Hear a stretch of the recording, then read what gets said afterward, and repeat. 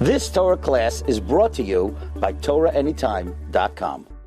Okay, we want to welcome everybody. First of all, we want to thank the Batuov and the Rachmanov, did I say that right? Family. Thank you, first of all, for inviting me over here. We're also learning tonight Lilu Nishmat Naomi Bat Rivka and Refuah Shlema to Rafal Ben Frida. So, first of all, Mazal Tov for whoever here finished the 613 mitzvot. Give yourself a round of applause. It's amazing. That was the easy part. Now you got to do it. That was the harder part. Just learning about it. The instructions is the easy part. Building the shelves, building the unit, that's the hard part. So we'll discuss a little bit about the 613 mitzvot, 613 commandments. Get a little bit of a better understanding on why we need to learn the 613 commandments, and also to understand why we have 613 commandments. So, I get questions asked to me all the time.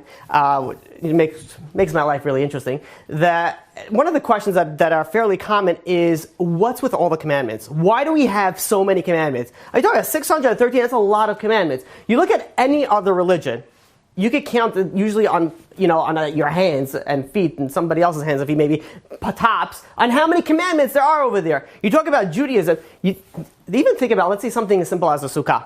Not only do we have 630 commandments, but now we have about 1,000 subcategories. So you're building a sukkah. How big the sukkah can be? Can be too big, can be too small. How high is it going to be? Can't be too high, can be too short. How many holes is the walls moving? Is the walls shaking? How type of roof are you going to have? The easiest way to understand, and how, if you really know about the mitzvot, is when you think about it, imagine trying to explain it to a non-Jew.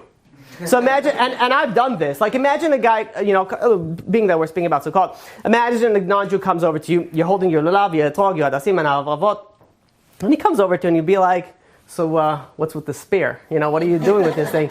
So you start explaining to him, well, this is from a palm branch, and this is a citrus food, and this is, that fruit, and this, and so on and so forth. And then, let's say he'll start asking you, simple questions. How much does this cost? How much does that cost? And you're holding a lemon, right? And you tell him, some people pay hundreds of dollars for the lemon.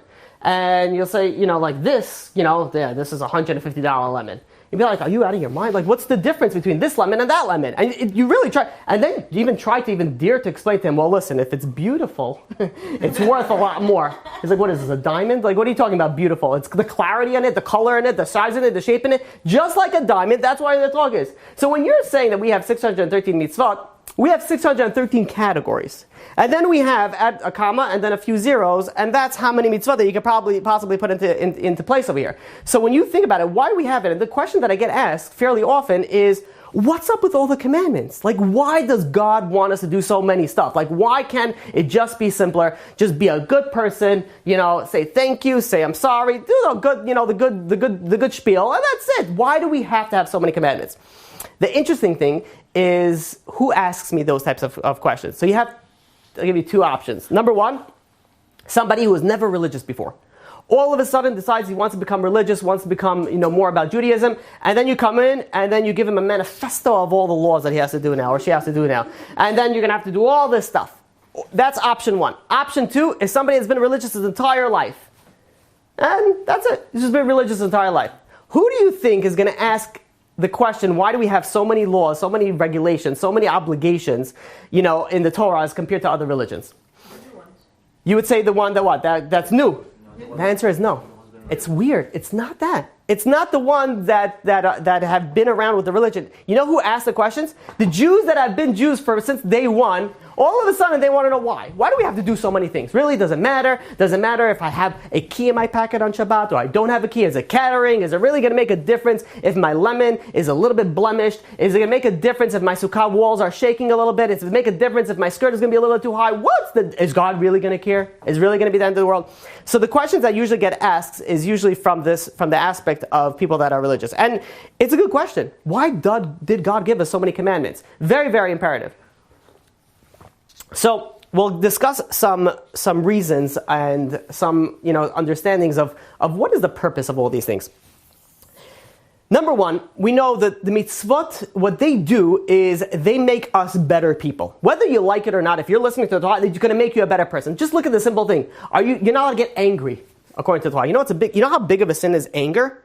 If you're an angry person, if someone gets angry, it's as if you worshipped idols. Somebody that worship idols, that's one of the big 3 commandments. That's not something simple. Not only are you not allowed to get angry, you're not supposed to be stingy, you're supposed to be nice, you're supposed to be kind, you're supposed to visit the sick, you're supposed to be a good husband, you're supposed to be a good wife, you're supposed to be, there's lists and lists that go on to make you a better person. So the commandments, first and foremost, is to make you a better person. And it really does. If you're, I had a couple, I said this over quite some time, where the man became more religious, and the wife, they both started off, they weren't religious. The man became more religious, and the wife was very against it. She was like, what are you bringing with this? All of a sudden we have to do with this God, yada, yada, yada, all these obligations. She wasn't into it.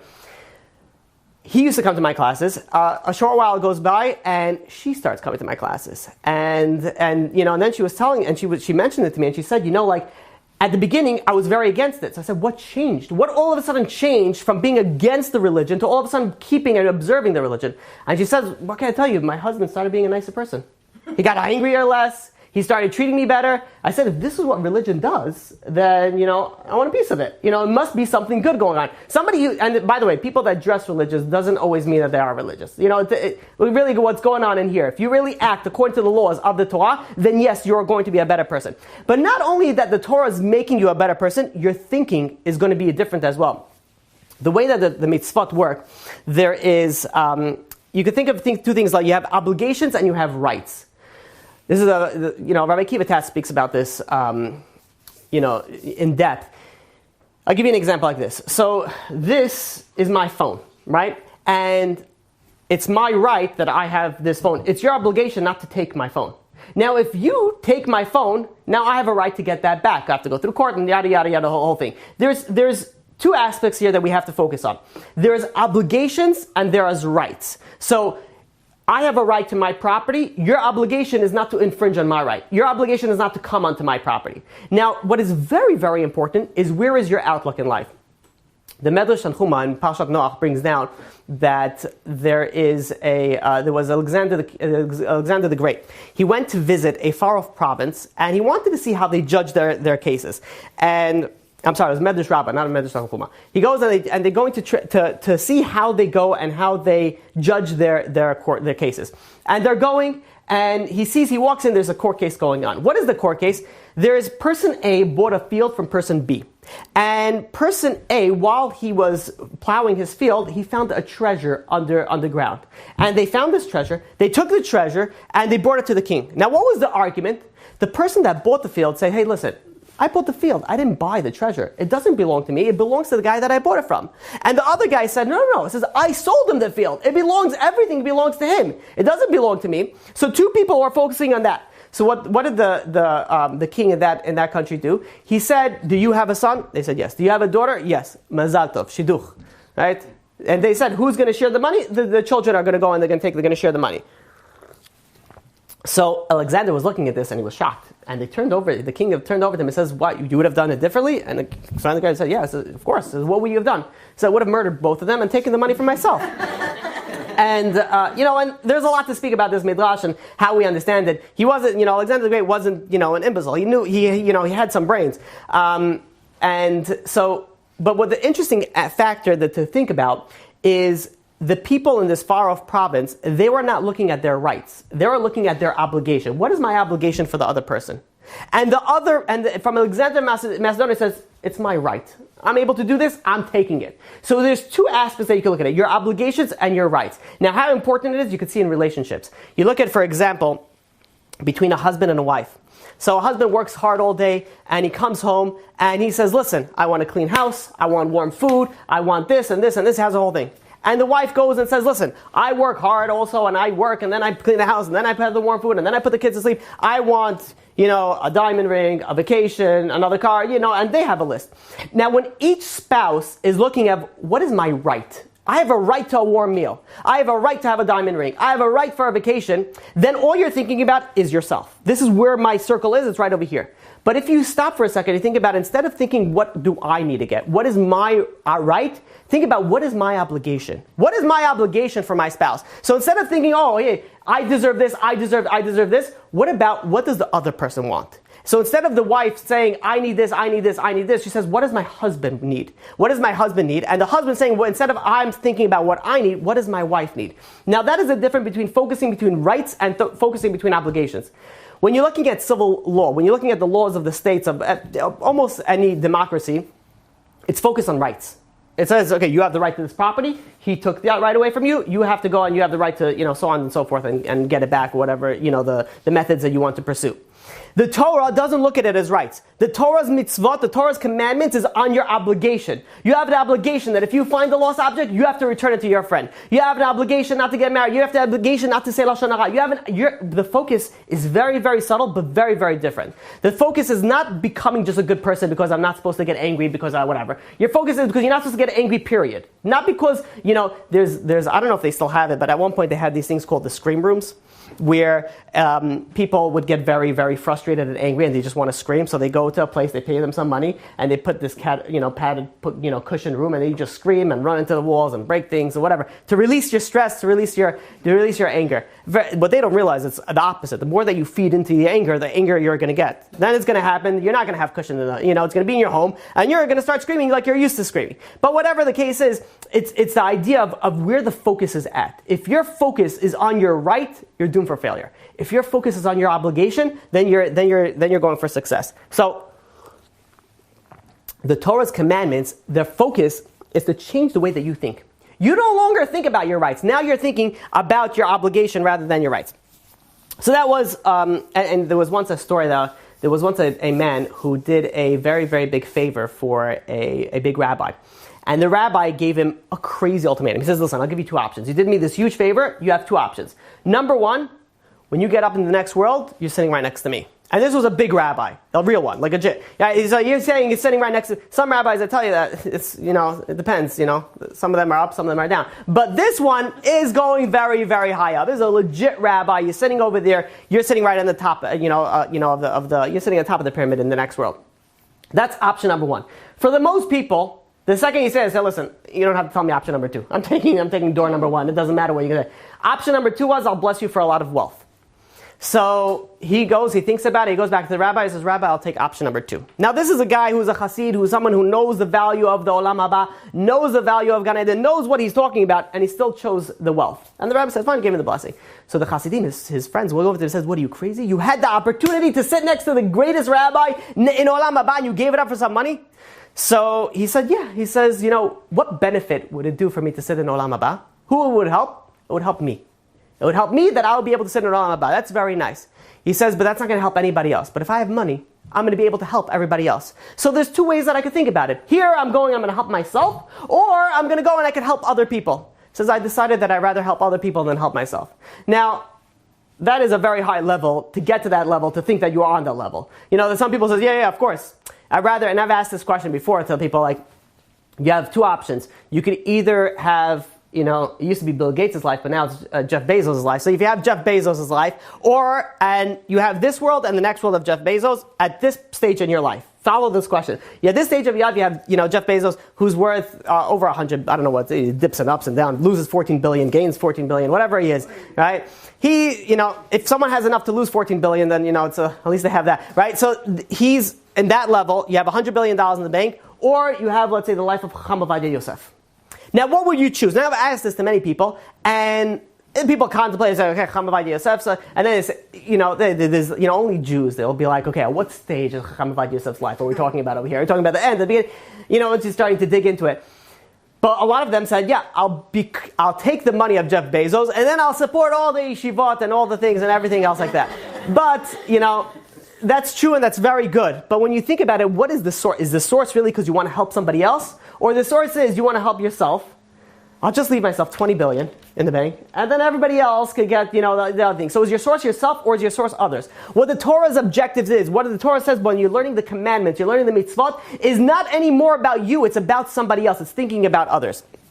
So that is number two. Number three, the reason why we have the mitzvot is we know we have a relationship with God. There's a relationship with HaKadosh Baruch Hu. Now, how do you get into this relationship? One of the things is that we know, it says in Bereshit that HaKadosh Baruch Hu created us b'tzelem Elokim, in His image. Now, what that means is just like the Midrashim go and speak about it, Just like God is merciful, you're merciful. God visit the sick, you visit the sick. God does chesed, you do chesed. And each case is different case in the Torah, which brings the mitzvot, shows you what God did, and then we emulate God's ways.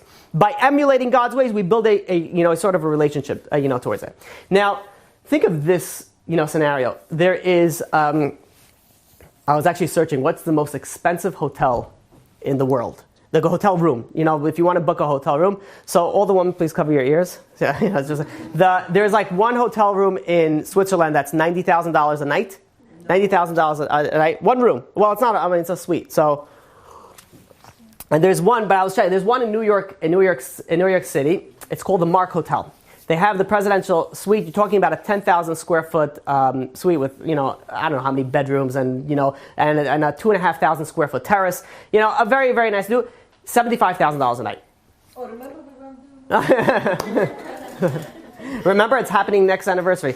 So, they imagine, a husband goes and takes his wife over there for a week. Right? So it goes over there, for a week. But instead of just going into this most expensive, most fanciest hotel, what he does is he spends an extra, few $100s, few $1,000s, and let's call it bedazzles the place up. He puts stuff in there, like he gets an artist to come in there and to draw with rose petals on the bed, let's say, I don't know, something memorable between them. Or like puts different types of little personal, like a personalized gift in there. And this could be your imagination, could be anything. It could be, I don't know, her face painted on a seashell. It doesn't matter. Whatever it is, anything that will feel, but something personal. Something personal in it. Now, when she's going to go back and she's going to remember, that type of vacation, what's she going to remember? She's going to remember the 10,000 square foot apartment, or she's going to remember what those extra few $100s or few $1,000s that the husband did, that personalized, those extra little details. Those extra little details are going to go a lot further than anything else. That's why let's say you buy, your wife a very expensive diamond ring, that's amazing. But imagine if you personalize that ring. Personalize it with something just you and your wife know. There's a connection, there's words, I don't know, but whatever it is, that when you make it personal, that just took it from being worth a few $1,000s to, just add a few zeros to it. Because the personal details make it so much more, make it worth so much more. And that is why a lot of women, for example, if they, God forbid, they lose their wedding band, they get very upset. Why? It's their wedding band. Okay, just buy you another one. It's $100. What's the difference? No, but it symbolizes something. This is what, so the personal details go a lot further than the actual object itself. Now, when God gave us the commandments, so you think about it this way. You have, let's say, you could buy an etrog, right? When we started speaking about etrog, you buy you buy a good one, a kosher one, let's say for $30. But then you could buy even a better one. You could personalize it, make it even a little bit better for $60. So all of a sudden, that not only takes that mitzvah and puts it into a personal, the details is what I'm trying to say, the details of the mitzvot, 630 mitzvot, yeah, but the details is what make it personalized. All of a sudden, it's not 630, but it's something that it's a little bit extra that makes that $1,000 mitzvah worth now $10,000 or $100,000. The same idea is, there are people, a good relationship means that both people want to be in that relationship. If two people do not want to be in that relationship, if either one of them doesn't want to be in that relationship, it's done. There's nothing even to discuss anymore. When two people want to be in it, there's so much room for success. The second that one falls out, that's it. It's doomed for failure. When you're doing a mitzvah, and when you're adding your own personal touch, so you could have gotten a $30, talk and it's fine. But you put in your own personal thing in there, all of a sudden that shows you, I'm not doing this because I have to. I'm doing this because I want to. I know that you needed to learn Torah. And you go and you learn, go to Shiur Torah. Whatever it is that you go. And you're learning for an hour. And then what happens? The second that the rabbi says, brings the speech, B'ezrat Hashem, Mashiach, that people always know the end of the speech, right? Whatever it is, it goes, they say that all of a sudden they're excited, and they leave out. The people, you want to show that you really wanted it, you stay that extra 1 minute. Open up a sefer. You're finished praying. Instead of just rushing right out, say one parak of Tehillim. Show God, listen, I did what I had to do. I'm doing this now because I want to do it. It puts a personalization into it that makes it so worth so much more. Usually I never have to go so far for my drink. It's like there's such a gap of time. Okay, so I want to share with you something that Rabbi Mordechai Becher brings down in his book Gateway to Judaism. He says, imagine somebody goes and decides he wants to be a vegetarian. He wants to become a vegetarian, meaning no meat. He's like so sick of people going and hurting the animals, and the animals are suffering. He says, that's it. No more suffering for the animals. So he says, no, he cuts meat out of his diet. And he wakes up the next morning, he says, no more meat. And he looks at his shoes, and he sees his shoes are made out of leather. So now he has to think, okay, am I going to get rid of these shoes now? It's leather, it's the animals, He says, you know what, I already bought it, the animal's already dead. Okay, I'll wear the shoes, but from now on, no more leather. And then he's putting on his pants, and he sees his leather belt. And he says, okay, the same thing. Okay, the animal's dead already. I bought the belt already, but from now on, no more leather belt. And he's going through the process. And then it comes breakfast time, and he's hungry, and he decides he's going to he's going to go out to the restaurant and order some breakfast. He goes to the restaurant. He sits down over there, and he goes to the waiter, and he says, waiter, what do you recommend? The waiter says, I'll give you. I recommend steak and eggs. Obviously, the story's not Jewish, obviously, because that would have been bagels and lox and cream cheese. But it depends if you're Sephardi, right? So the eggs.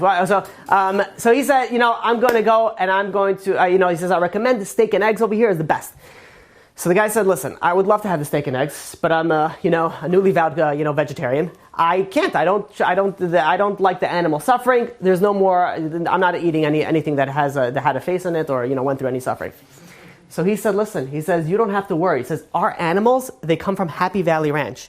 This is where, there's no gates. The animals roam freely. They can eat as much as they want. There's so much beer for them to drink. They drink as much as they want. Every hour every day they get a 1 hour massage, and there's no criticism. They only get compliments. They could go and they don't get killed.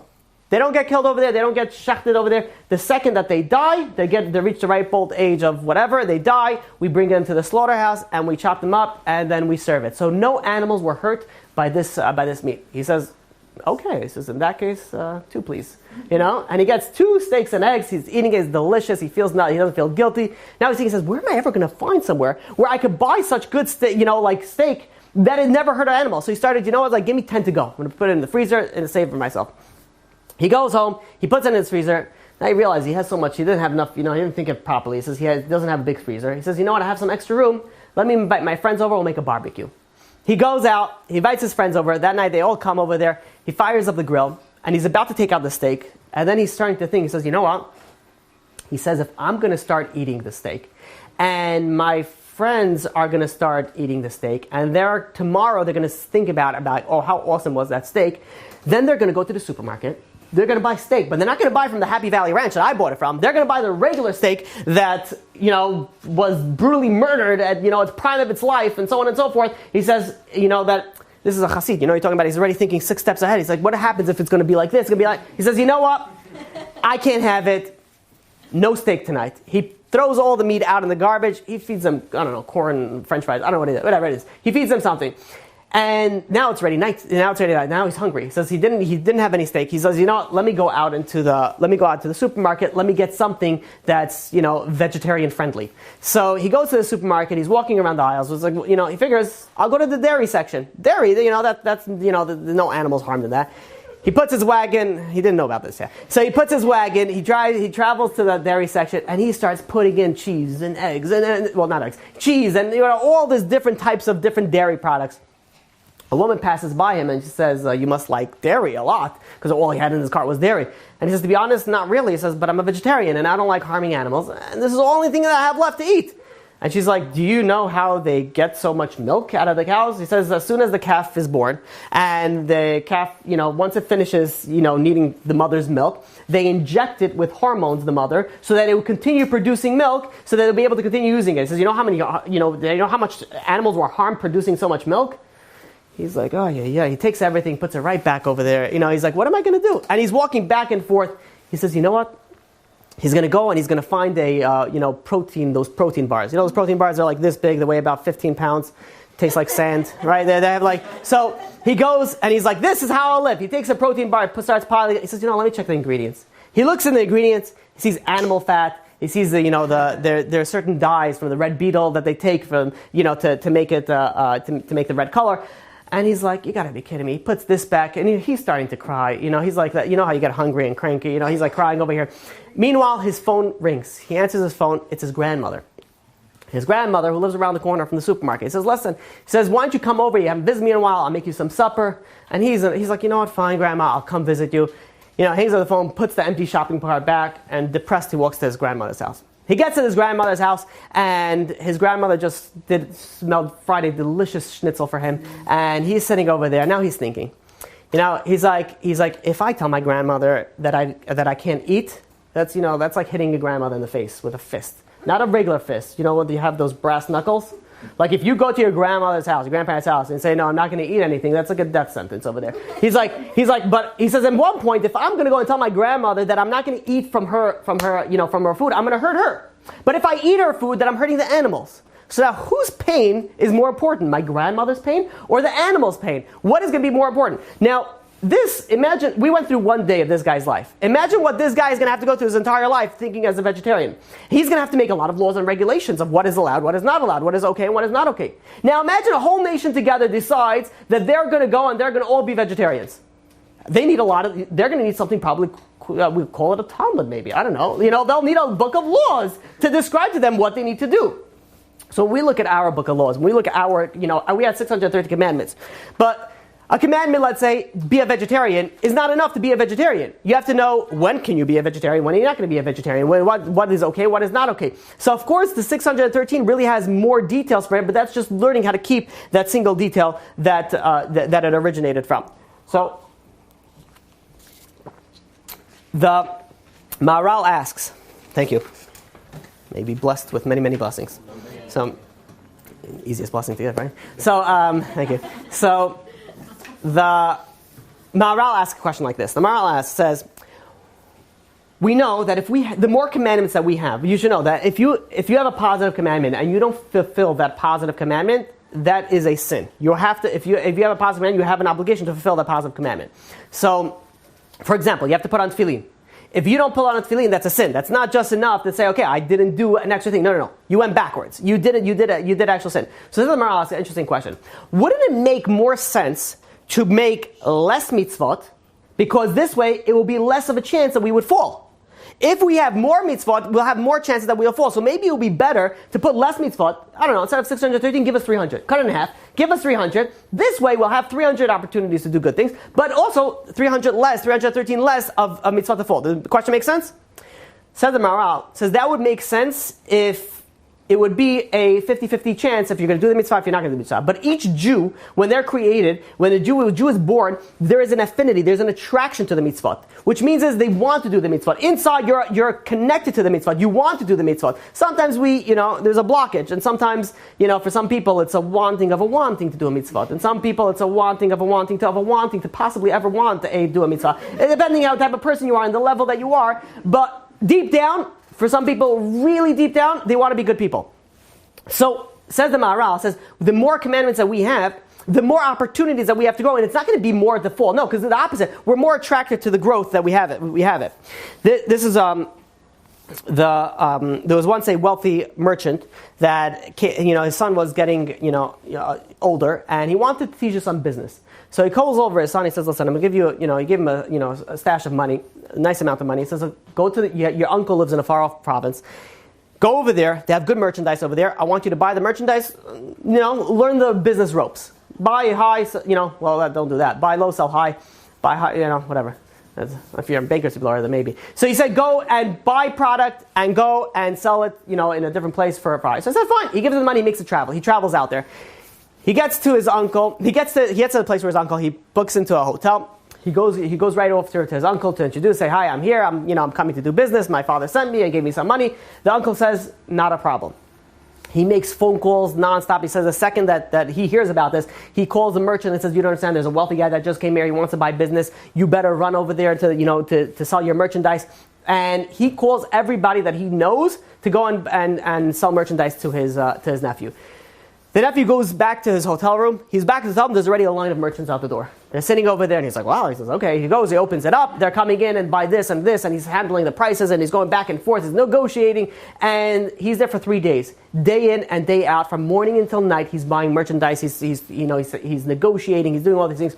Finally, it comes to the point in time that he had no more money left. He bought everything that he had the ability to buy. He only had enough money left now to get the trip back home. So he tells the merchant, says, I'm sorry, business is closed, I'm done, I have enough merchandise.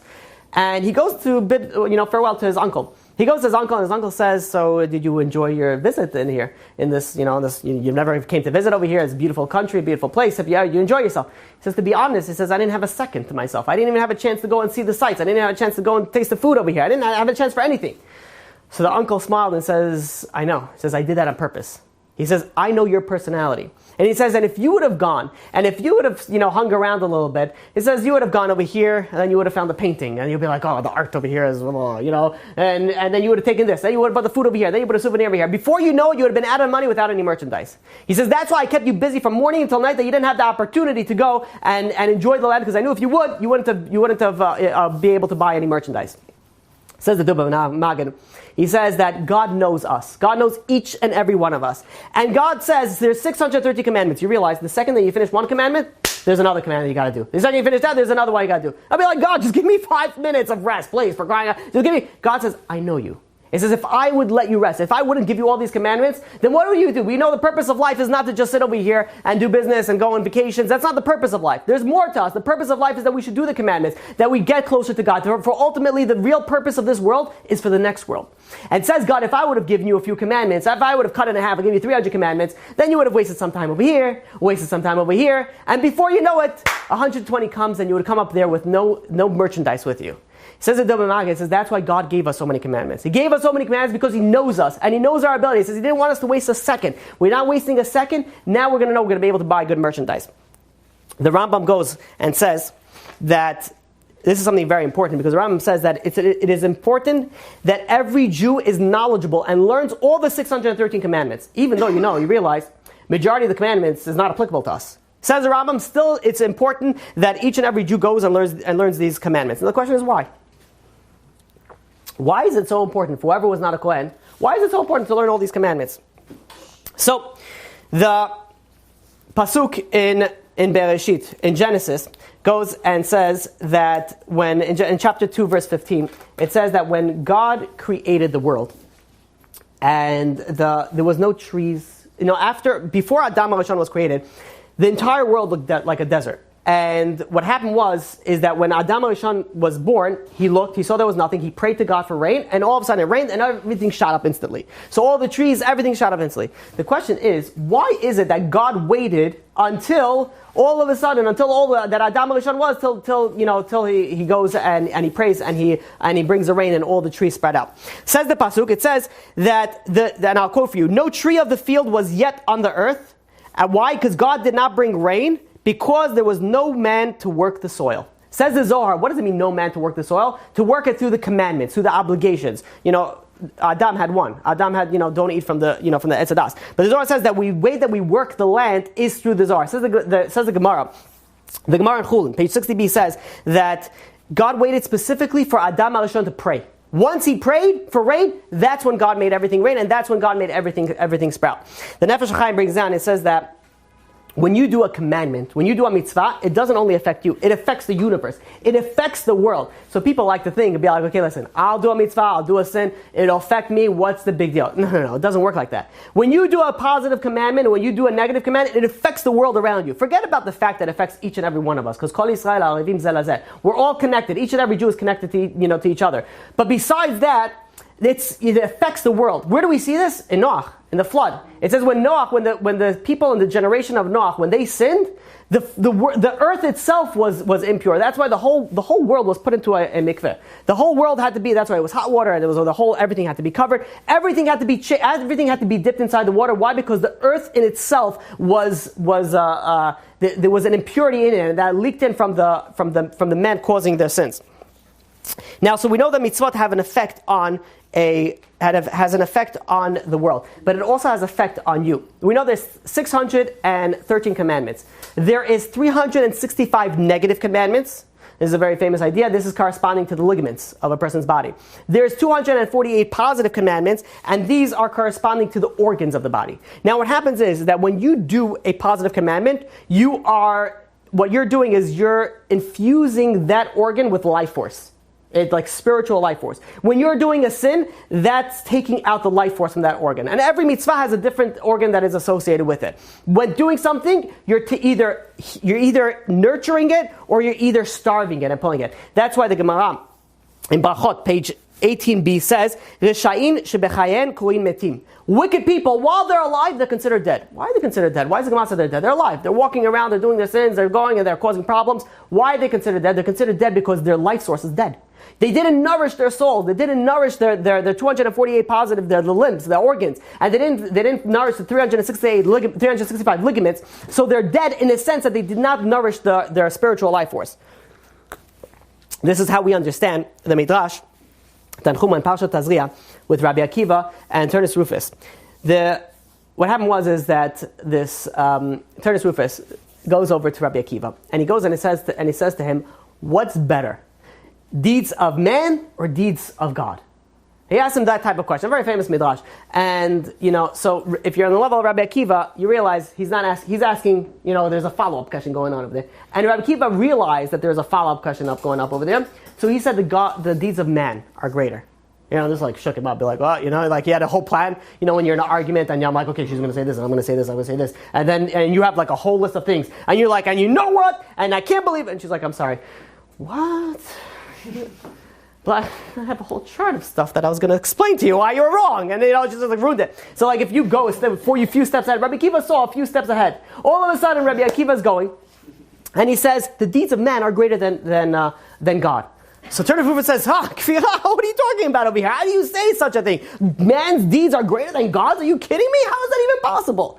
So Rabbi Akiva goes and brings him two things. He brings him, on one hand, he brings him a cake. On the other hand, he brings him kernels of wheat. He says, hey, which one you want to eat? You want to eat the cake or you want to eat the kernels of wheat? So he had to admit that what's better? Really, the deeds of man are better because you're not going to eat the kernels of wheat. You're going to eat the cake that's made by man, that it's crushed up the kernels, made into the flour, it turns into the yada, yada, yada, and so on and so forth. Those are the deeds of man. Turnus Rufus still said, no, okay, fine. You know what? If God created you uncircumcised, why are you going uncircumcising yourself? Do you know better than God? If God created you one way, stay that way. Why are you going out of it? So Rabbi Akiva answers and says that God gave us the mitzvot so that we should be able to benefit, we should be able to fix ourselves. We fix ourselves. What does that mean? That we fix ourselves, perfect ourselves, and perfect the world? The idea is that we know, for example, using circumcision, the word that's used for circumcision is olah. Olah is like the extra skin. There's another time that the Torah speaks about olah is by Moshe. Moshe Rabbeinu says, "Vani arel sfatayim." He says, "My lips are blocked." When he was talking to God, and God said to Moshe, "Why don't you go and get the Jews out?" He says, "I can't. I have a speech impediment." Says Moshe Rabbeinu to God. They're not going to listen to me. The word that he uses is arel, like olah, the same root of it. The reason is because olah is like a blockage. There's a blockage. God created you with a specific blockage, and you're going to go and you're going to fix that blockage because that's the purpose of what you need to do. You fix it, and hence you're elevating yourself. You're elevating the world, and that's what happens with circumcision as well. It's not saying that God's world is deficient, but what you're doing is that you're enhancing it because you're becoming a part of it. Now we have an interesting question that we need to ask. So there is 613 commandments.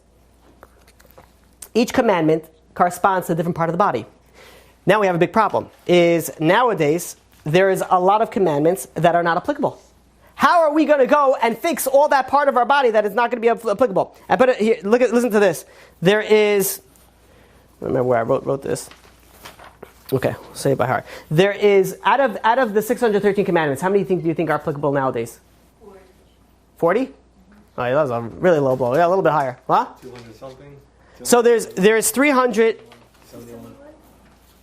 Right. So okay. So there's 369. There's 369 that is applicable nowadays, but a majority of them is only under special circumstances. What is applicable to everybody nowadays is roughly about 270, 271, 270. If what?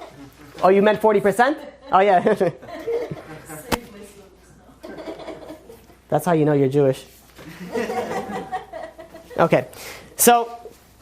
In any case, we instead of the 613, we cut it less than half, 40%, right? We cut it less. We cut it so low. So now we could say when people go and they say, "Oh, what are you gonna do with all these commandments?" Okay, relax. We don't have so many commandments. We don't have 613. We have 200 and change, 270 and change. So all of a sudden now the question's not going to be about, well, still too much. It's like, okay, whatever.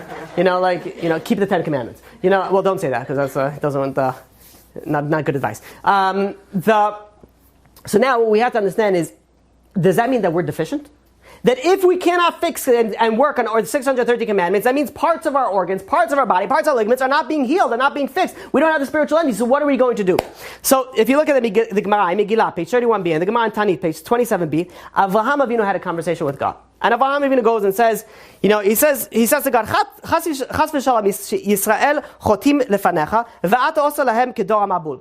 It says Avraham to God, it says, God forbid, that the Jewish people are going to go in the future, and they're going to sin in front of you, and then you're going to give them like the Mabul, the flood. They're going to go and destroy the whole world, you're going to destroy them. Says God, he says, Kikvar tikanti lehem seder korbanot. He says, they have korbanot. They have korbanot that they're able to, if somebody does a sin, they go into the Bet HaMikdash and they do a korban and it heals the sin. Says Avraham, that's nice and dandy, but what's going to be when the Bet HaMikdash is no longer here? What are they going to do then? They can't bring korbanot. Says HaKadosh Baruch Hu, Kol Zman Shekorim Behem. Whenever they read the korbanot, it's Ke'ilu Makrivin Lefanai. When they read the korbanot, it says if they went and they gave it before me, which means is that nowadays, we don't have the ability, we don't have the opportunity to go and bring a korban. By us reading the korbanot, it's as if we gave the korban. So now we said that we're lacking in certain things. So there's a way out. Says the Gemara. Says the way that is if you go and you read it. Now the question is like this: is it enough to read it? Can you just read it through it? Do you have to know it? Do you have to understand it? Do you have to study it? So let me quote for you a few sources really quickly to understand this concept because it's very, very important. Rabbeinu Bachai says that it counts as when you say it, but you have to say it with kavanah. You have to concentrate. Some people, they're praying and then they finish praying and they don't realize how they even got there. Or like sometimes you're praying and the pages start spinning and then you're like, oh, where was I up to? You don't know where to turn anymore. I'll be like, yeah, probably up to where this guy's up to. You turn around over here. So that's not kavanah. Kavanah means that you're going and you're concentrating and you know what you're talking about. You're saying it with concentration. That's what Rabbeinu Bachai says. Says the Shlach HaKadosh. And Devarim, Deuteronomy, chapter 30, verse 14, it says, Beficha bilvavecha lasoto. Bilvavecha means that you have to have kavanah, you have to have concentration in the same thing. You have to have it in your heart, meaning that you understand what you're saying. The Yad Ephraim goes a step further and says not only that you have to have it with concentration, you have to understand what you're saying. The Chafetz Chaim goes and says on the Gemara Menochot, page 110a, it says whoever is osek b'torat chatas, whoever is osek means whoever is learning in Torat chatas, it's as if he gave a chatas. It's if he gave a korban chatat. Meaning that it's not enough to just read it. It's not enough to understand it. You have to learn it. You have to understand it in depth of it. And the Ben Ish Chai says this also. It says that a person can keep all the 613 commandments if they go and they learn it. Now the question is, so this is really speaking about korbanot. This is speaking about korbanot. Does this apply? So we just gave you the Ben Ish Chai. But where can we prove, where can we say that this also applies to all the 613 commandments? Because there's many commandments. For example, a Kohen, let's leave it this way. Israel can't take we're not Bukharin over here, right? So everyone Kohanim? Every single person here is Kohanim, right? No? Okay. So when you're going and when you're, if you're a Kohen, you cannot keep up of what Israel does. Or if you're a Kohen, you can't keep up of Levi. If you're a man, you can't keep up of a woman. So so on and so forth. There's so many so that you can't keep. Does that still apply that if you learn the mitzvot, does it still count as if you did it? The Taz says in the pasuk in Bereshit, chapter 32, verse 5, it says, Yaakov Avinu says, Im Lavan Galti. It says Rashi over there. What does it mean, Im Lavan Galti? I lived with Lavan. Galti, if you switch the words around, it also spells Taryag. Taryag is 613. It says, Im Lavan Galti, I lived with Lavan, but Taryag mitzvah shemalti. But I kept the 613 commandments. Now the question is how? How could Yaakov keep the 613 commandments? They weren't given yet. The Torah wasn't given yet. How was he keeping the 613 commandments? First of all, how could he keep? Was he a Kohen, a Levi, Israel, a woman, and a man? Nowadays, some people are everything, right? Because they're transgender, all gender, whatever it is, they're putting everything together. But regular, you can't go and keep all the mitzvot. There's no way. So how does it say that Yaakov kept all the 613 commandments? So it says the Taz, and says that what it means is that he was osek in it. He learned it. And he was able to learn it. He was able to derive what the commandments were going to be given. And he was able to learn it. By learning it, and not even doing it, by learning it, he was able to go and it counts as if he kept the Taryag mitzvot. It's going to be a little bit late. Okay. The Sefer Tam V'das of Moshe Sternbach goes and says like this. And says on the pasuk in Genesis chapter 32 verse 5, the same one. It says that v'tayag mitzos shamarti. What is shamarti? Shamarti means guarded. It's like the idea we have Yaakov Avinu when Yosef went and told Yaakov Avinu about his dream. It says va'aviv shamar et adavar. What does that mean? He guarded. He yearned for it. He wanted it for it to happen. He was waiting for it to happen. He yearned it. So what does it mean v'shamarti? Shamarti means that when it says that Yaakov Avinu tayag mitzvah shamarti, I guarded, I watched this tayag mitzvah, means that he yearned it. He wanted to go and do the 613 commandment. But we know there's a very, very interesting concept in Judaism that if you want to do something, I mean it's beyond your ability to do it, it's counted as if you did it. So if you have an opportunity that comes into you, or if you don't have the opportunity, but you really, really want to do the mitzvah, but what can you do? You can't.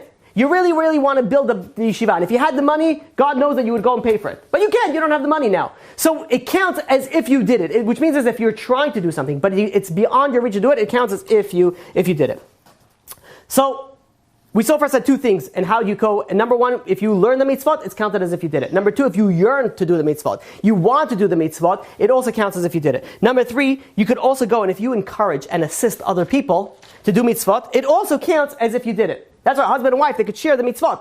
The wife goes and says to the husband, go learn Torah. And the husband says, oh, okay, now I want you to go buy modest clothes. I'll pay you, go, here's extra $1,000, depending on whoever living here, $5,000, $500, I don't know, I see different faces, so whatever it is. Whatever the price level is, here's the money, go buy more modest clothing. Go buy this. So they're going over here and they're helping and they're encouraging and they're assisting others, so you get the mitzvah together. So that is how we go, and we're able to nourish our body, our soul, with mitzvot that we don't have the ability to go and to accomplish. Now, there's something very interesting, says the Shem Shmuel in Shavuot. He goes and says something like this. He says that the luchot, they were 6 tfachim long. So this is a tefach. So it was 6 of these long. It says 2 tfachim Moshe Rabbeinu was holding. 2 tfachim God was holding, and the middle was left with ear. Now, what does that mean, says the Shem Shmuel? It says anything, any action, any mitzvah that you do, mitzvah or sin, you could break it down to 3 categories. It's either one or a combination of these 3 categories. It's either action, thought, or speech. Mitzvah, sin, anything is either a combination or a single one of those.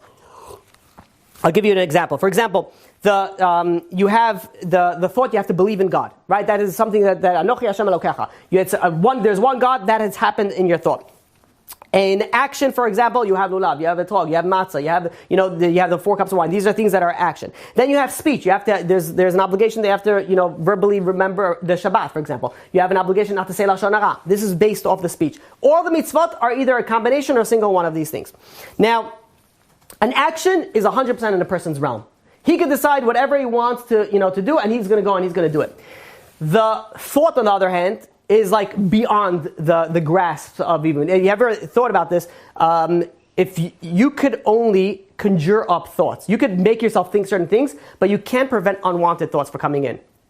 There's sometimes, and for example, if I just tell you right now, a ball of fire rolling down a mountain that is snowing. So some of you will sort of picture that, because I could just introduce thoughts into your head without you wanting, no, I don't want to think about it. And the more that you try not to think about it, you're going to be thinking about it, right? No, I'm not. He doesn't want to talk about it. I'm not thinking about a rolling ball of fire. The more you try not to, the more you're actually going to go and you're going to do it. Why? Because thoughts is beyond our realm. We could control our actions, but our thoughts is very difficult to control. What about speech? Speech works in the in-between status. Says the pasuk in Mishlei, chapter 16, verse 1. It says, "La'adam ma'akei lev." For a man, the preparations are in the heart, but me'ashem ma'anei lashon. But the tongue answers from God, which means you could prepare. You're going to say something, and you're going to go over there, and you have your whole thing, and you come and you're stumbling over your words, and you don't know what you're saying. You're like mumbling, and you could have a whole presentation set up, and you're going to come. Everything is perfect. You come over there, and you flop the whole thing. Why? You started speaking fast. You started speaking slow. You started speaking this. God, you could control it, but at the end of the day, God, the tongue answers from God. But, says the Shem Shmuel, says, this is what it meant by Moshe Rabbeinu was holding two tefachim. God was holding 2 tefachim, and the middle tefachim was in the ear. Moshe was holding 2 tefachim, that is resembling action. Those are things of action, because that's in human realm. God was holding the thought process, because that is not in our realm. But then there is a speech in the middle. The speech is sort of like the in-between stage. Says the pasuk in Mishlei. You go 2 psukim Mishlei, chapter 16, verse 3. It says, "Galel Hashem ma'asecha." If you commit your affairs to God, vayikunu machshavosecha, and your thoughts will be established. Meaning, you want to control your thoughts? The trick is to get control of your actions. When you commit your actions to God, God is going to give you the control of the thoughts as well. This is why there's an idea that what happened was that there's the midrash. It's very interesting that when the Jewish people sinned, God wanted to sort of grab away the luchot, but Moshe grabbed it back. What does that mean? That means is that God said, look, you messed up on action. He says, I gave you one part, that you have action. He says, now that you messed it up, I got to take it away. He says, no, Moshe Rabbeinu, no, we can do tshuva. And he grabs it back and says, the action is bottom line. That's where you're able to base it off. Everything is an action. What we see over here is that everything is based off action. This would make now a lot of sense why the Jewish people, when they got the Torah, what did they say? Na'aseh v'nishma. We will do and we will listen. Na'aseh means action. So they realize the level, they realize that what it is, it's only by the action. It's only by that's where you have the ability to change. We will do and then we will listen. Now we understand a little bit why there's so many commandments. There's so many commandments. We're using our action for doing. And granted, there's commandments and everything, but the majority of the things that we're dealing with are very, very actionable things. Even learning Torah, there's a lot of action that is involved in it. When you think about it like this, there's an idea that if, let's say, somebody is really, really wicked, but they just do good deeds all day, eventually they're going to become good. But let's say somebody is really, really, really good inside, is really thinking good things, but he's doing wicked things all day, eventually he's going to become wicked. The deeds, the actions affect who you are. They affect what's going on. That God gave us so many commandments that we don't have time to think, because we started off with saying that, you know what, God gave us the commandments to make us better people. To make us better people. Well, things that you don't realize, says Rabbeinu Bachai, says that a mitzvah has an inner aspect and an outer aspect. So more of a hidden one and more of a revealed one. So when you do a commandment, so the mitzvah itself, you did the command, that's very good. But there's an inner cosmic effect that it actually changes who you are. You don't even realize it. You put on tefillin, it changes who you are. You become a better person. You dress modestly, you become a better person. It's weird. It actually puts it inside of you. I've spoken to people that, for example, they stopped listening to non-Jewish music, English music. And they said after a certain point, they felt different. They felt different. It was weird. It's like they felt completely like a different person. The answer is because it changes who you are. So when we said that you become a better person, many people think, I'll become a good person. I'll do the right thing. What's wrong with being an atheist and being a good person at the same point in time? So when you're doing the mitzvot, it's changing who you are as a person. You're changing, instead of looking at the rights and the obligation, you're no longer a person who does a good deed.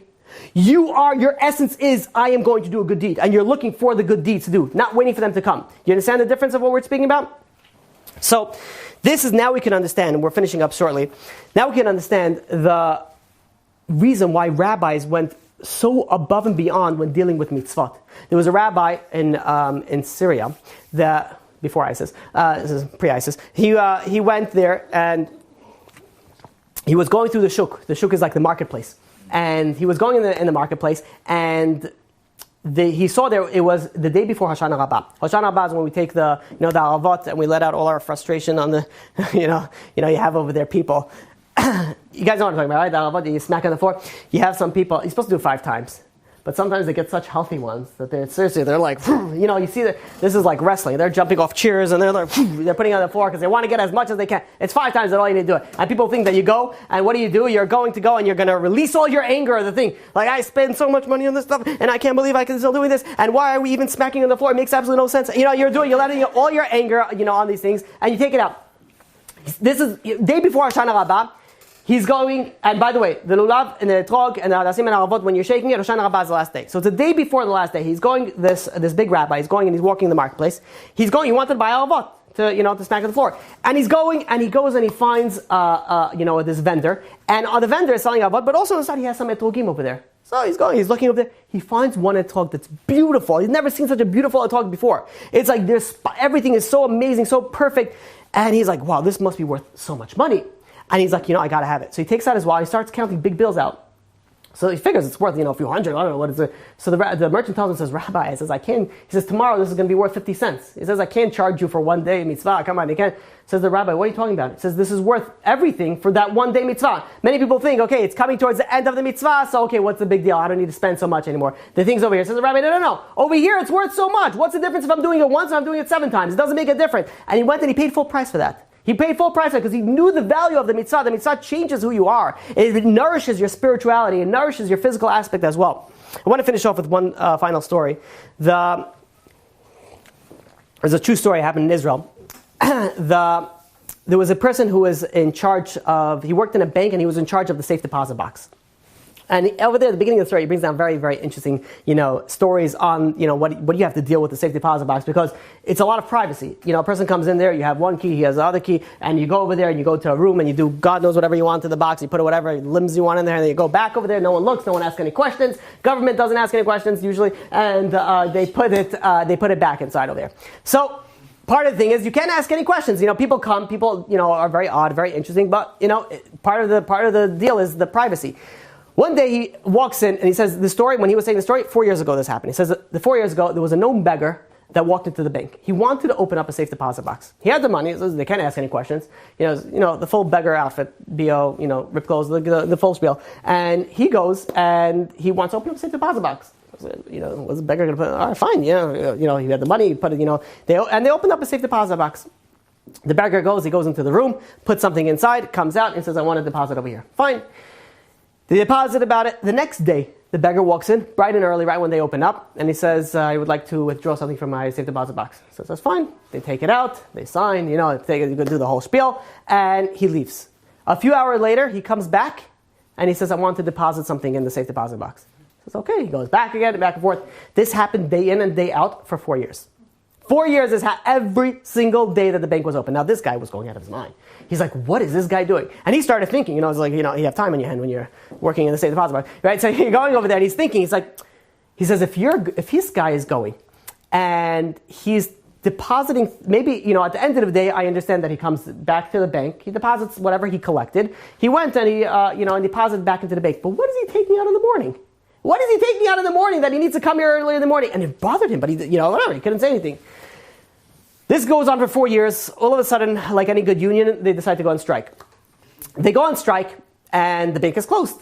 And the beggar gets up over there. He walks into the bank, and he sees the bank is closed. So he's like, I need to get to my safe deposit box. So I'm sorry, the bank is closed. There's nothing to talk about. So he goes, and again, this story can only happen in Israel because I don't know how.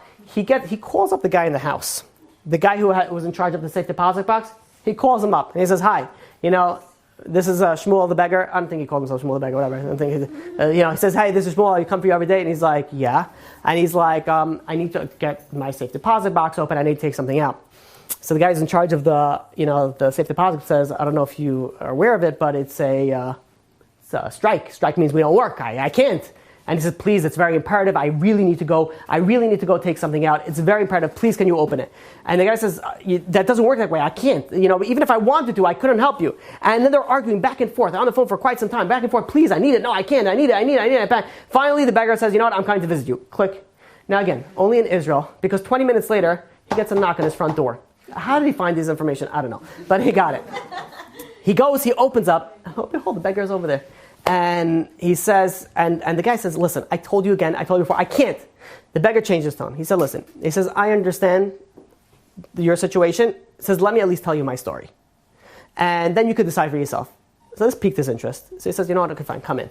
He brings him in, he puts it down, by the table, gives him a glass of drink, and the beggar starts telling the story. He says, he came from the Holocaust, and when he was in the Holocaust, he got very close to a Hasidic Rebbe, a very big rabbi that was in the Holocaust also. Now, he didn't grow up in a Hasidic, environment, but he became very, very attached to this rabbi. Just everything about this rabbi attracted him to him, and he became very attached to it. One day, one of the rabbi's helpers was asking people around if they have a pair of tefillin. The rabbi, whatever tefillin was, he wasn't able to put it on anymore, whatever he used until this point. Now, he was asking if anybody else was able to smuggle in a tefillin. Now, most people did not have tefillin. People that did have a tefillin, they did not want to tell other people. They kept it hidden because, if somebody was found with wearing tefillin, that's like a death sentence. So, they were asking around, and everybody either said no or no. And finally, they go to him and says, do you have by any chance a pair of tefillin? The rabbi wants to do it. He says, yeah, I actually do. And he goes and he gets it and he says, here, you can give it to the rabbi. And he says, excellent. So the rabbi's helper says, listen. He says, we'll meet here at later this evening and I'll return the tefillin to you. He says, fine, good. He goes, he gives them the tefillin, they both part their ways. A few hours go by and the beggar and his crew, whoever he was with, all of a sudden they got a new order that they had to go to build a railroad in a far out place. And they were transported to a far out place. Now, unfortunately, the way, in the concentration camps, you didn't work from, 9 to 5, and then you had breaks, and they worked from morning until night, and then they didn't want to waste time bringing them back to the bunk, so they slept outside. They slept outside until they finished, and then until they finished the project. So he was stuck there for a few weeks. He finally gets back, so he wasn't able to make the rendezvous point with the rabbi's assistants to go bring back his tefillin. He comes back a few weeks later, and the people around him says, the rabbi's students and the rabbi's himself, he kept on coming around. They were looking for you, and they were looking for you. And we said, listen, they got transported, they got moved. I don't know, we don't know where they went. So the rabbi was thought maybe, we all thought maybe you were gone already. Usually when you leave, you don't come back. So the rabbi took your name, but they kept on asking you, maybe go over there, see if you can find them. They do want to give you something. She says, yeah, I know what it's about. He says, not a problem. And he goes and he makes his way to the rabbi's section. And when he gets to the rabbi's section, he realized that just a few days prior to that, the rabbi got shipped somewhere else. So what are you going to do? He didn't have that, and he forgot about the whole idea. After they were liberated from the concentration camp, he decided he lost his entire family. He was the only sole survivor that he decided he was going to make an aliyah. He was going to go to Eretz Yisrael. He was going to go to Israel. And in Israel, part of the package was that he got to Israel, he gets a small apartment, and you get a little stipend, a little money to spend. And because of all the trauma that he went through, he went a little bit out of his mind a little bit, and he had to be admitted into a psychiatric unit. And he was there from 1948 until the mid-1950s. Until one day he gets a letter from America. And the letter from America says, is this so-and-so? And then he starts saying, did you at one point give this rabbi, your tefillin back in the concentration camp, in this concentration camp? And he looks at it and he brings it back and he says, yeah, that actually is me. And he writes back, he says, yeah, that is actually me. And, corresponds back and forth. Finally, he gets a letter back and he says, this is the rabbi that took it. He says, I want to return your tefillin. He says, please, I want you to bring you into America. I want to go and want to make a whole, think about it. Please come. And the guy says, he told him the situation. He's in the psychiatric unit. The rabbi goes, and from that day on, he kept on getting visitors almost daily. The rabbis, Hasidim would come from that area. They would go and they would go visit him. And because of the visiting that he came, it helped him so much that a few weeks later, he got discharged from the hospital. He got discharged from the hospital. The rabbi went send him a ticket to fly to America. He comes into America, and they make a whole thing about it. All the Hasidim come to the synagogue, and they make a big meal out of it. And then the rabbi says a big speech, and then says what happened. And then he's presenting the tefillin, and he goes to him and he tells him, he says, listen, he says, when you were gone and I couldn't return this anymore, I said I didn't know what to do with the tefillin. He says I didn't want to leave it without order, so this were my personal tefillin that I used for the past X amount of years until now I could finally return it to you. He says it wasn't a dry eye in the room. Everybody was crying. Everybody was saying it. And he says, and here's the tefillin. He says that I wanted, because of the thing that you did to me, you could stay here. We'll cover everything that you need. You're welcome to stay here as much as you want. And the guy says, I appreciate your offer. He says, my home is in Israel. He says, I need to go back. He stays there a short while later, and then he makes his way back to Eretz Yisrael. He gets to Israel. He doesn't feel 100% yet. He checks himself back into the psychiatric unit. He stands there, a short amount of time until he feels he's better. He goes out, and then he goes out into the real world, and, unfortunately, the only thing that he was left for him to pick up as a profession was begging. And he would beg for money. And that's what he would do. And this is the story that the beggar is telling the guy who runs the safe deposit boxes. And he says, for the past, X amount of time, says, this was my prized possession. These tefillin that the rabbi was able to use, that the rabbi took from the Holocaust. He says, these were my prized possession. He says, 4 years ago, my home was broken into. They stole everything. And he says, I didn't really care, the money. I didn't have that much. I didn't really care for what they stole. He says, but they could have stole my tefillin. He says, that I couldn't have it. He says, from that day on, I decided I'm depositing into the safe deposit box. He says, every morning I come in and I take out the tefillin and I put it on. In the evening, before I close it back in the safe deposit box, I can't have it stolen. He says, now you see my situation, and now you can see why I need to have it. I didn't put on tefillin yet today. Please, can you go get it and help me put on this tefillin? The guy says, with his tears choking, he says, give me a sec. He made a few phone calls. Needless to say, the safe deposit box was open. Like I said, the story happened in Israel, so this could all very well be. And he goes over there, and now he started building a connection with this guy. It happens his name was Shmuel.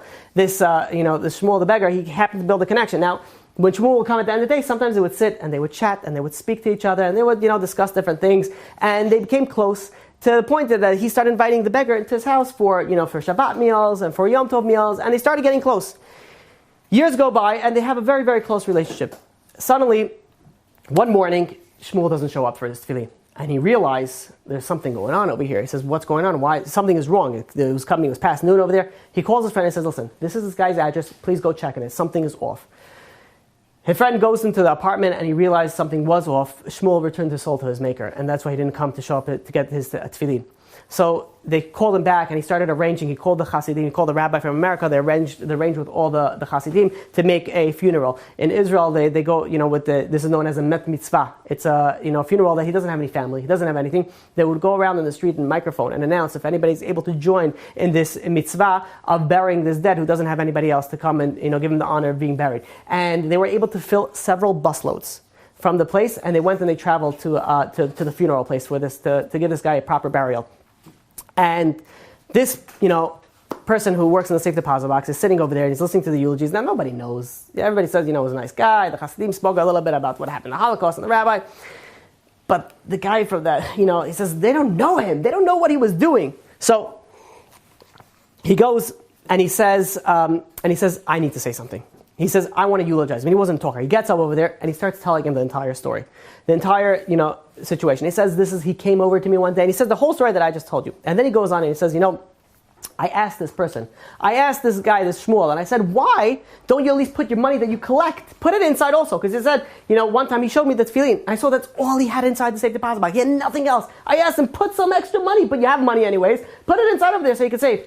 So the beggar says, to be honest with you, he says, I don't have that much money. It wasn't a surprise because he was begging. But he says, any money that I beg, he says, I keep the minimal for me, and anything extra, what I do with it is I buy tefillin for immigrant children that don't have money to buy tefillin. And he says, so I'm not left with with anything left to actually put inside the safe deposit box. And the people, do you understand what tzaddik this person was? What this person went through? And he gave them the full eulogy, and they, it was a very, very emotional funeral, especially for people that never even knew this person. A few days go by, and he gets a call from a lawyer that they're reading the last will testimony of this beggar, and he is to be included in it. So says, fine. He goes to the lawyer's office, and they start reading off. He didn't have a lot of possessions, and he started reading off. It says to the apartment that he owned, he's donating that to the psychiatric unit for all the help that they did for him. He said from the money that he had left over, and the tefillin, he's giving it to this guy who works at the safe deposit box. And the guy was very, that's unbelievable. That's like a crazy thing to give. And in the will, he said that the money that I have, he says, I want you to, build for me a tombstone, because tombstones are expensive. The rest of the money is also this person's, belongs to this person that works in the safe deposit box. So he goes and he was going to build him his tombstone. And what he put on his tombstone was 3 words: the tefillin man. That's all that he was known, the tefillin man. And he went and they made him a very, very nice tombstone and put it over there. Now what he did with the rest of the money, this person who worked at the bank, he went and he started a fund. And that fund was to help people who can't afford for tefillin. He would go and he would help people buy tefillin. Then he inherited the third thing, which is the name, the tefillin man, which he also took from him. We see what people go through for a mitzvah when they realize the importance of a mitzvah. Everybody should have one thing that they're connected to. One mitzvah out of the 613 to be like, this is mine. This is what I do. Tzitzit is what I do. Whatever it is, challah, this is what I'm going to do. They should have something that you connect to. Because when you connect to that, it puts it on a whole nother level. You're able to connect it. You're able to put it. It's the personalization. That's how you combine it. Now we started off, we said, why? Let's do a quick recap and we'll finish. We started over saying, why is there so many commandments? Why does God want from us? Can't we just relax? And the answer is no. You can't. Why? Because God knows you. And if you start relaxing too much, and if you start going, you're not going to end up doing your purpose of being over here. You're going to be like that merchant who is, instead of doing all the business, he's going to go waste his money on all the nonsense and the knowledge guy. So God put us all this mitzvah to make us better people. Because not only the mitzvah make you a better person, that you can't get angry, you can't steal, and you have to be nice, you have to do chesed, you have to go visit the sick, but not only that, it changes who you are as a person. It changes who you are inside. It feeds your spirituality. Each and every single one of the 613 commandments has the ability to change who you are. And even the commandments that we can't do, you still have the ability to get that power by learning about it. And that's what you guys did. You guys went and you learned through the 613 commandments. Now I hope, is now you do it again, the second cycle, and this time you go and delve it a little bit more. You learn it and you learn it and you learn it. You're going to be able to produce such a connection to those mitzvah. You're able to understand it, and you realize the true connection that you could have from these commandments. Besides the fact that when you do a mitzvah, that you have a little inkling of understanding of why you do the mitzvah, you could connect to that better. You have the ability to connect to it. So B'ezrat Hashem, we not only be able to just learn the 613 commandments, but we're able to have the Bet HaMikdash b'meha b'yameinu, that God will be able to, not only will we learn it, we'll be able to actually do all the mitzvot and actually fulfill the 613 commandments the way that we are supposed to. Any questions? You've just experienced another Torah class brought to you by TorahAnytime.com.